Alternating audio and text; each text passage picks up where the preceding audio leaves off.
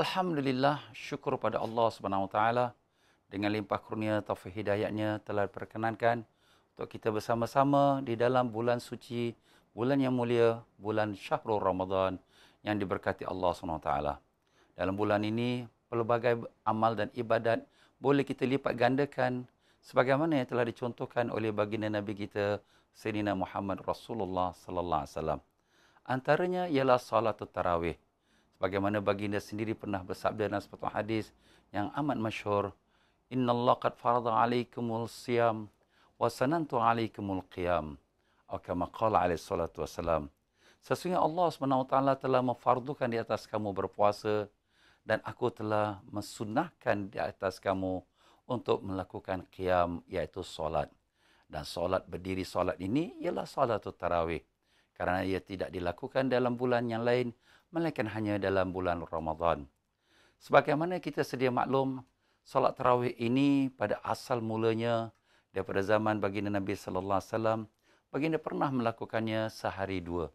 Tetapi apabila masuk hari ketiga dan keempat, apabila masjid telah dipenuhi oleh orang ramai, baginda Nabi sallallahu alaihi wasallam tidak meneruskannya dan baginda telah memberikan sebabnya kerana bimbang kalau solat tarawih ini satu masa nanti akan difardukan atas umatnya, maka ia akan menjadi satu beban ke atas umatnya.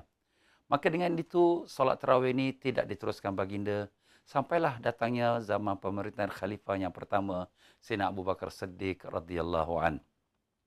Masih lagi solat tarawih dilakukan hanya bersendirian ataupun kelompok-kelompok yang kecil di dalam Masjid An-Nabawi. Tetapi apabila datang zaman pemerintah Sayyidina Umar bin Khattab radhiyallahu an, yang merupakan Amirul Mukminin dan Khalifah Islam yang kedua, beliau telah pergi ke masjid dan melihat orang-orang yang mengerjakan solat tarawih bermasing-masingan dan sendiri-sendirian, berkelompok-kelompok. Maka beliau mengatakan, alangkah baiknya kalaulah sekiranya solat tarawih ini disatukan semua umat Islam dengan satu imam. Maka dengan itu, Sayyidina Umar radhiyallahu anhu telah memerintahkan agar solat tarawih ini didirikan semuanya beramai dengan satu imam, iaitu Sayyidina Ubay bin Ka'ab radhiyallahu an. Dan apabila perkara itu telah pun dilaksanakan, maka Sayyidina Umar radhiyallahu anhu mendatangi masjid dan melihat orang ramai yang solat tarawih dengan seorang imam. Maka Sayyidina Umar pun berkata, "Ni'matul bid'ah hadhihi." Sebaik-baik nikmat ini, sebaik-baik bid'ah inilah dia. Artinya Sayyidina Umar sangat gembira dengan apa yang telah pun dilakukan oleh umat Islam, walaupun ia merupakan satu perkara yang baru kerana tidak pernah dilakukan Nabi beramai-ramai melainkan hanya 1-2 malam sahaja. Tetapi Sayyidina Umar melihat itu adalah satu kebaikan kepada umat Islam. Maka Sayyidina Umar radhiyallahu anhu telah memerintahkan supaya solat tarawih dilakukan sebanyak 20 rakaat dengan tambahan 3 witir. Begitulah hadis-hadis yang meriwayatkan akan perbuatan Sayyidina Umar ini dan telah diterima oleh semua para sahabat-sahabat radhiyallahu anhum. Dan sudah setentunya pada zaman itu mempunyai ramai lagi sahabat-sahabat yang merupakan ulama-ulama di kalangan mereka, seperti Sayyidina Ali radhiyallahu an, Sayyidina Utsman radhiyallahu an, Abdurrahman bin Auf dan ramai lagi.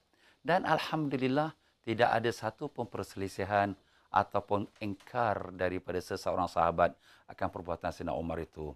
Maka dengan itu telah terjadilah sebagai dinamakan ijma' sahabat.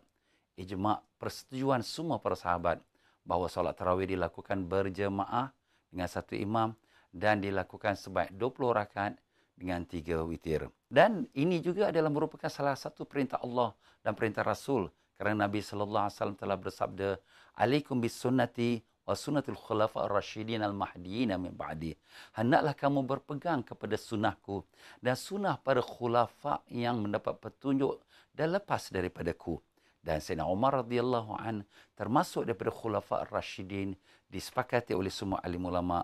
Maka dengan itu kita mengikuti apa yang disuruh Sayyidina Umar, yang diadakan oleh Sayyidina Umar adalah merupakan mengikuti suruhan baginda Nabi kita sallallahu alaihi wasallam. Maka saya menyeru kepada sekalian kaum muslimat, marilah kita hidupkan sunnah baginda Nabi sallallahu alaihi wasallam di dalam bulan Ramadan yang mulia ini. Kerana kita tidak akan mendapatkannya melainkan setahun, sebulan sahaja. Kalau sekiranya pada tahun ini kita terlepas daripada ganjaran-ganjaran pahala yang besar, maka kita pun tidak dapat menjamin apakah kita akan mendapatkannya pada tahun yang akan datang. Kerana kita sendiri tidak mendapat menjamin umur kita bertemu lagi dengan Ramadan yang akan datang. Maka dengan itu marilah kita hidupkan sunnah baginda Nabi SAW dan kita meraih pahala-pahala yang besar yang disediakan oleh Allah Ta'ala. Sebagaimana dalam sebuah hadis yang lain baginda telah bersabda, yang arti maksudnya bahawa dalam bulan Ramadan, satu ibadat yang fardu, Allah Ta'ala berikan pahalanya seperti 70 fardu pada bulan yang lain. Manakala kalau sekiranya satu solat yang sunat atau ibadat yang sunat dalam bulan Ramadan diberikan ganjaran seperti satu fardu pada bulan yang lain. Maka inilah peluang-peluang untuk kita nambahkan lagi amal-amal kita untuk membawa bekalan kita kembali kepada Allah SWT.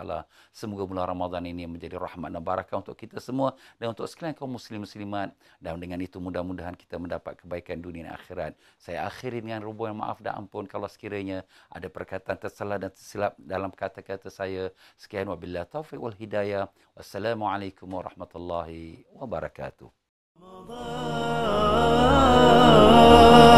رمضان يا